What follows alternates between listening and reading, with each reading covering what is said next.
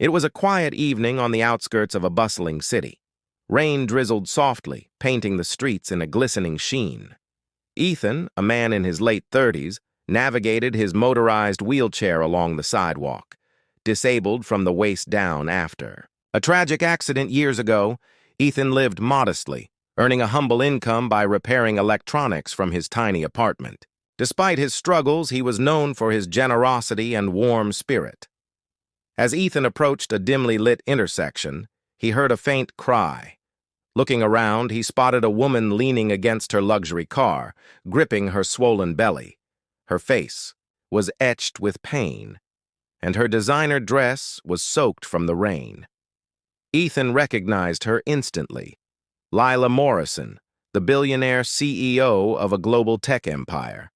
She was 8 months pregnant, and it was clear she needed immediate help. Summoning all his courage, Ethan rolled closer. "Ma'am, are you okay?" he asked, his voice steady but full of concern. Lila looked up, her eyes wide with desperation. I think the baby's coming," she stammered. "I was driving to the hospital, but the pain—" Her words broke into a gasp as another contraction hit. Ethan's heart raced.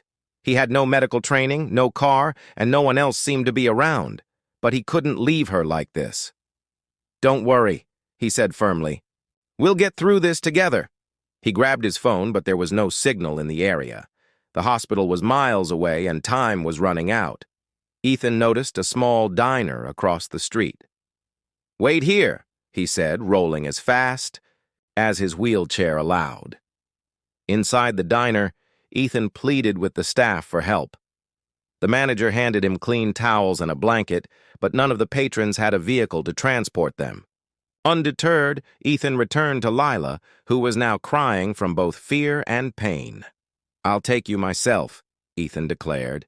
He maneuvered his wheelchair beside her, supporting her as she climbed onto his lap. Despite the awkward positioning, he wrapped her in the blanket and began steering toward the main road, rain drenching them both. Each push of the joystick was a struggle. The chair wasn't designed for such weight, and the uneven pavement made the journey treacherous, but Ethan gritted his teeth, driven by the determination to save the unborn child and its mother. Finally, headlights pierced the darkness. A passing delivery truck screeched to a halt. The driver jumped out, shocked by the sight of a man in a wheelchair struggling to carry a pregnant woman. Ethan explained the situation, and the driver quickly helped Lila into the truck. "Come with us," the driver urged Ethan. "No," Ethan said, shaking his head. "Go! She needs help now!" The truck sped off, leaving Ethan alone in the rain. Exhausted, he slumped in his wheelchair, praying silently for their safety. The next morning, Ethan woke to a knock at his apartment door. He opened it to find Lila, her eyes filled with tears of gratitude, holding a healthy newborn baby in her arms. Beside her stood a team of journalists and photographers. "You saved my life," Lila said, her voice trembling, "and my baby's. I can never repay you, but I'll try." True to her word, Lila used her resources to transform Ethan's life. She ensured he received the best medical care, allowing him to regain partial mobility with advanced treatments. She also funded a foundation in his name to support people with disabilities.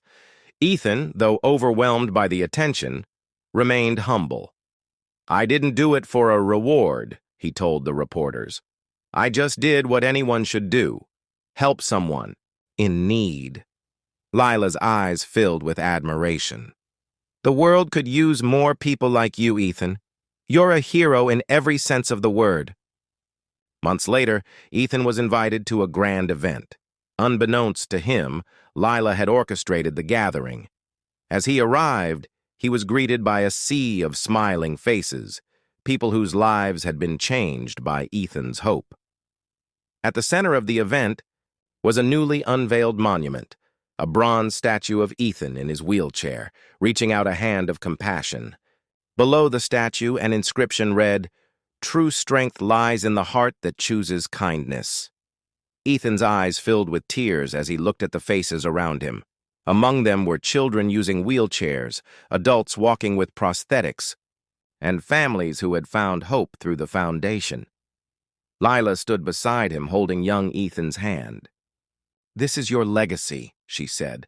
"Not the statue, but the lives you've touched. You've shown the world that anyone can be a hero, no matter their circumstances." For the first time in years, Ethan allowed himself to cry openly.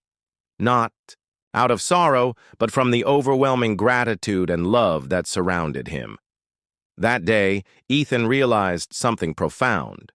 While he had once believed his accident had taken his purpose away, it had, in fact, led him to an even greater mission: changing the world, one act of kindness at a time. And as he looked at the statue, he whispered to himself, "This isn't just my story. It's ours, all of us who choose to care, to give, to love." The ripples of Ethan's compassion continued to spread, inspiring generations to come and proving that even in the face of adversity, the human spirit has the power to shine its brightest. And from that day on, Ethan's story inspired millions, proving that true strength lies not in one's physical abilities, but in the depth of their compassion.